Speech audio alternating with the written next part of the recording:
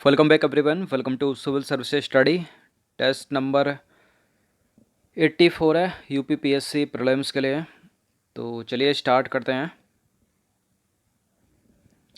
देखिए, इस पूरी की पूरी टेस्ट सीरीज़ की प्लेलिस्ट बना रखी है, वहाँ पर आप टेस्ट नंबर 1 से लेकर टेस्ट नंबर 84 तक पहुँच सकते हो। उसका लिंक डिस्क्रिप्शन बॉक्स से डाउनलोड कर लेना, मतलब मिल जाएगा, क्लिक कर लेना उस पर।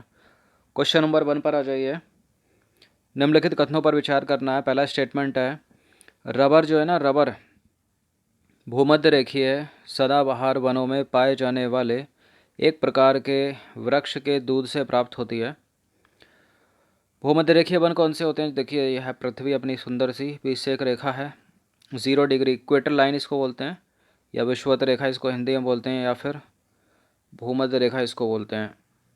तो इसी के आसपास जो है पर्याप्त मात्रा में वर्षा होती है और सनलाइट है प्रॉपर। अब यहाँ जो वृक्ष पाए जाते हैं ना, तो उनमें ऐसे वृक्ष पाए जाते हैं जहाँ से रबर प्राप्त होती है, और वो भी जो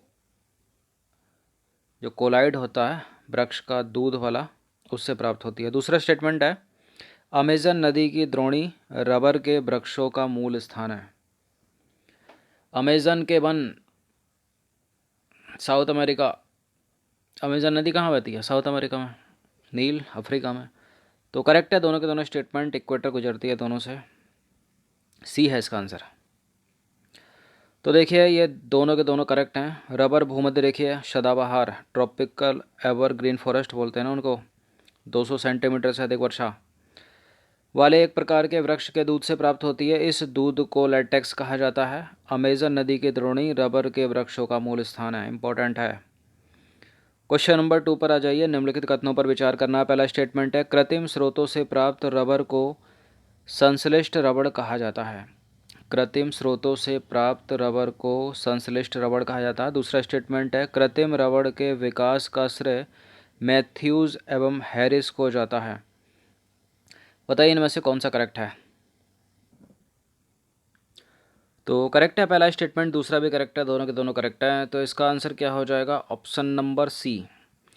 तो कृत्रिम स्रोतों से प्राप्त रबर को संश्लिष्ट रबर कहा जाता है, और polyvinyl chloride, thiokol rubber, neoprene rubber आदि जो हैं वो संश्लेषित रबर हैं। फिर से सुन लीजिएगा, polyvinyl chloride, थायोकोल rubber, neoprene rubber कैसी रबर हैं? संश्लिष्ट रबर हैं। क्वेश्चन नंबर 3 पर आ जाइए। निम्नलिखित कथनों में से कौन सा एक गलत है, असत्य है?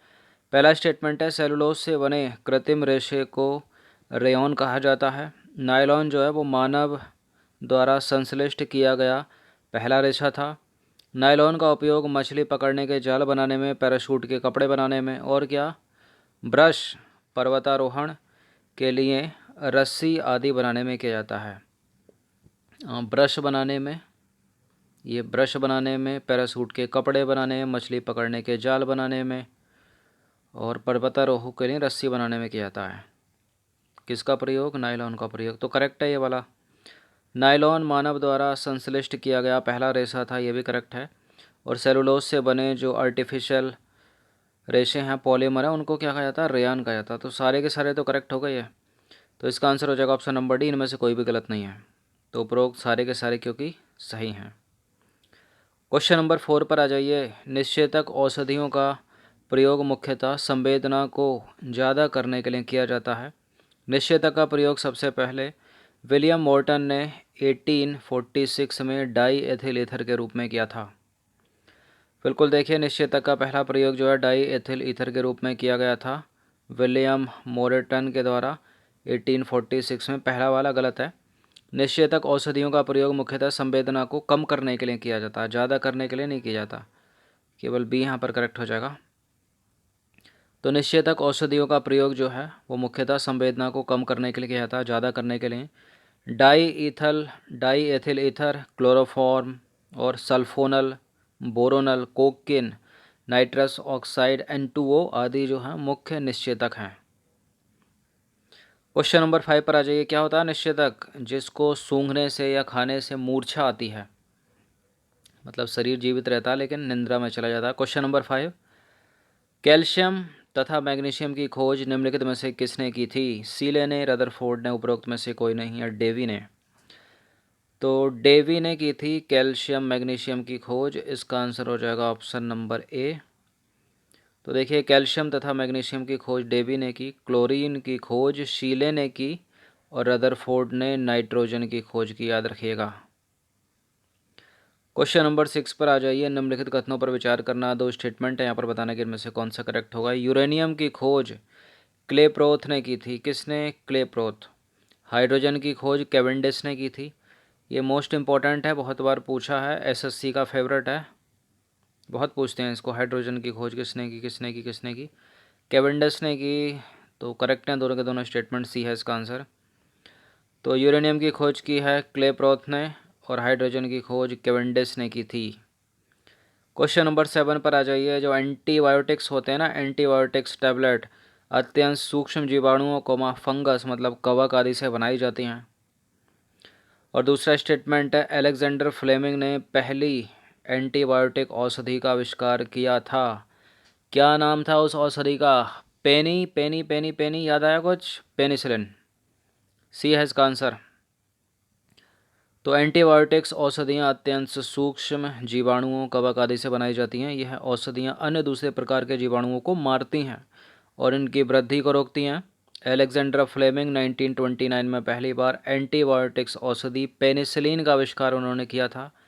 ये प्रश्न हर एग्ज़ाम का फेवरेट है, चाहे ए ग्रुप का एग्ज़ाम हो या डी ग्रुप का। ये नाम याद रखना, पेनिसिलिन। और किसने किया इसका आविष्कार? अलेक्जेंडर फ्लेमिंग ने। हर एग्ज़ाम में पूछा होगा, जितने भी आज तक पेपर बने ना 2 साल से पहले पुराने, हर एग्ज़ाम में पूछा गया प्रश्न है पेनिसिलिन पेनिसिलिन पेनिसिलिन।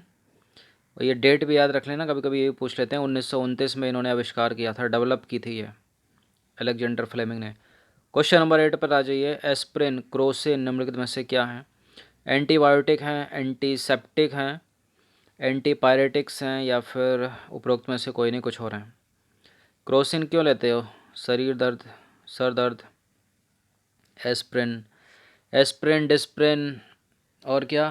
पैरासीटामोल या फिर क्रोसिन हो गई, ये सब क्यों ली जाती हैं? शरीर दर्द में, बुखार में। तो इसका आंसर सी हो जाएगा। फिर क्या है ये? एंटीपायरेटिक्स हैं ये। तो देखिए एंटीपायरेटिक्स का जो प्रयोग है शरीर दर्द ज्वर उतारने के लिए किया जाता है। कुछ महत्वपूर्ण एंटीपायरेटिक औषधियाँ एस्प्रिन, क्रोसिन, फिनेसिटिन और पायरोमिडीन हैं। क्वेश्चन नंबर 7 पर आ जाइए। डिस्प्रिन भी यही काम आती है सर दर्द के लिए। क्वेश्चन नंबर 9 पर आ जाइए। निम्नलिखित कथनों में से कौन सा एक असत्य है? सल्फर ड्रग मुख्य रूप से सल्फर और हाइड्रोजन का रूप है।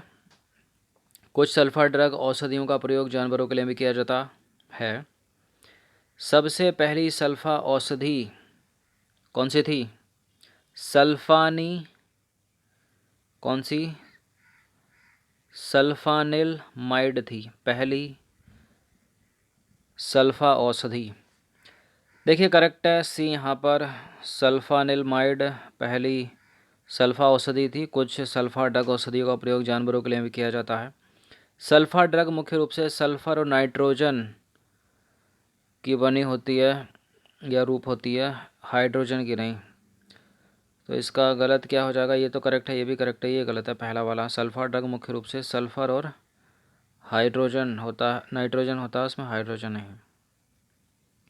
तो देखिए सल्फर ड्रग मुख्य रूप से सल्फर और नाइट्रोजन होते हैं और इस प्रकार की औषधियाँ कुछ जीवाणुओं के प्रति अत्यंत प्रभावशाली होती हैं।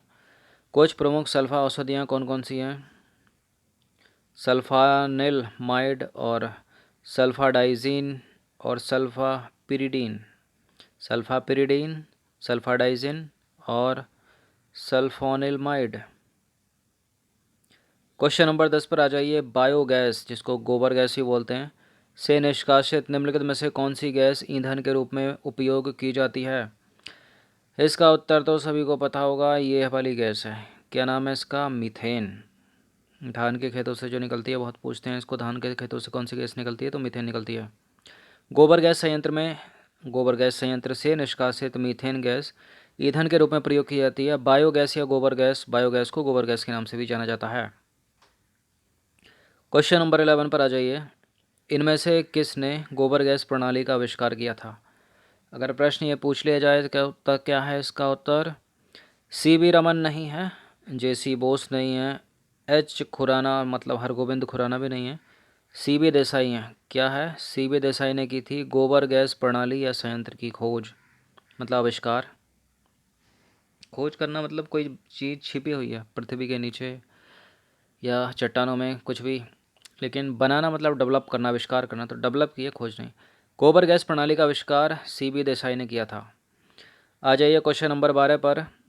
निम्नलिखित कथनों पर विचार करना। पहला स्टेटमेंट है, शहद की मक्खी के मोम में मुख्य रूप से मिरिसिल पोमिटेट रहता है और कार्नोबा मोम ताड़ के पत्तों से प्राप्त किया जाता है। देखिए करेक्ट है दोनों के दोनों स्टेटमेंट, यहाँ पर सी हो जाएगा इसका आंसर। तो उपरोक्त दोनों के दोनों जो हैं वो सत्य हैं। शहद की मक्खी के मोम में मुख्य रूप से मिरिसिल पोमिटेट रहता है और कार्नोबा मोम ताड़ के पत्तों से प्राप्त होता है। क्वेश्चन नंबर 13 पर आ जाइए। 13वां प्रश्न है, निम्नलिखित कथनों में से कोई एक जो है वो गलत है। यानी 4 विकल्प दिए हैं, इनमें से एक गलत होगा, 3 करेक्ट हैं। हमको इसको ढूंढना है। स्पर्मेटी मोम स्पर्म व्हेल से प्राप्त किया जाता है। स्पर्मेटी मोम में मिरिसिल पोमिटेट होता है और पैराफिन मोम उच्च हाइड्रोकार्बनों का मिश्रण होता है।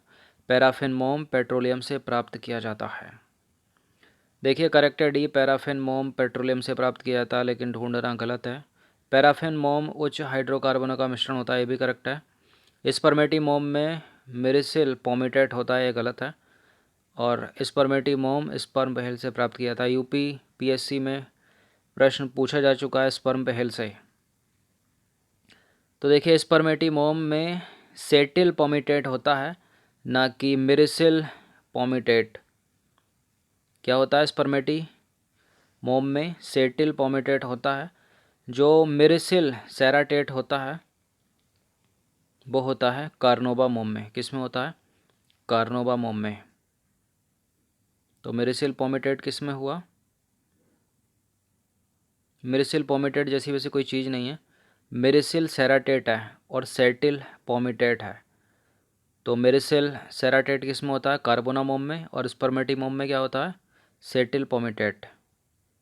आ जाइए क्वेश्चन नंबर 14 पर। निम्नलिखित कथनों पर विचार करना है। तो स्टेटमेंट है यहाँ पर बताना कि इनमें से कौन सा करेक्ट है। पहला स्टेटमेंट है, पेट्रोल और अल्कोहल के मिश्रण को गैसोहोल कहा जाता है और गैसोहोल से पेट्रोल द्वारा होने वाला कार्बन डाइऑक्साइड तथा सल्फर डाइऑक्साइड के उत्सर्जन को रोका जा सकता है। गैसोहोल से पेट्रोल द्वारा होने वाले कार्बन डाइऑक्साइड और सल्फर डाइऑक्साइड के उत्सर्जन को रोका जा सकता है, ये करेक्ट है। और पेट्रोल तथा अल्कोहल के मिश्रण को बोलते हैं क्या? गैसोहोल। तो दोनों के दोनों करेक्ट हो गए, सी है इसका आंसर। तो देखिए पेट्रोल तथा अल्कोहल के मिश्रण को गैसोहोल कहा जाता है। यह गन्ने के रस से प्राप्त अल्कोहल को पेट्रोल में मिलाकर प्राप्त किया जाता है।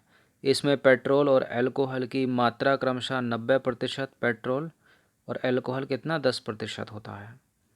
क्वेश्चन नंबर 15 पर आ जाइए। अगर पूछा जाए प्रश्न कि गैसोहोल की खोज निम्नलिखित में से कहाँ की गई, तो ये की गई थी स्पेन में नहीं, यूएसए में नहीं, चीन में नहीं, ब्राज़ील में। कहाँ पे की गई थी? ब्राज़ील में। तो गैसोहोल की जो खोज की गई थी ना, सबसे पहले ब्राज़ील में की गई थी। और किसका मिश्रण है गैसोहोल? गैसोहोल पेट्रोलियम तथा अल्कोहल का। किसका? पेट्रोलियम तथा अल्कोहल का मिश्रण है गैसोहोल। और पेट्रोलियम कितना? 90% पेट्रोलियम और 10% अल्कोहल। चलिए, तो 15 प्रश्न थे इंपॉर्टेंट, अच्छे से इसका रिवीजन कर लेना 1 से 2 बार। धन्यवाद।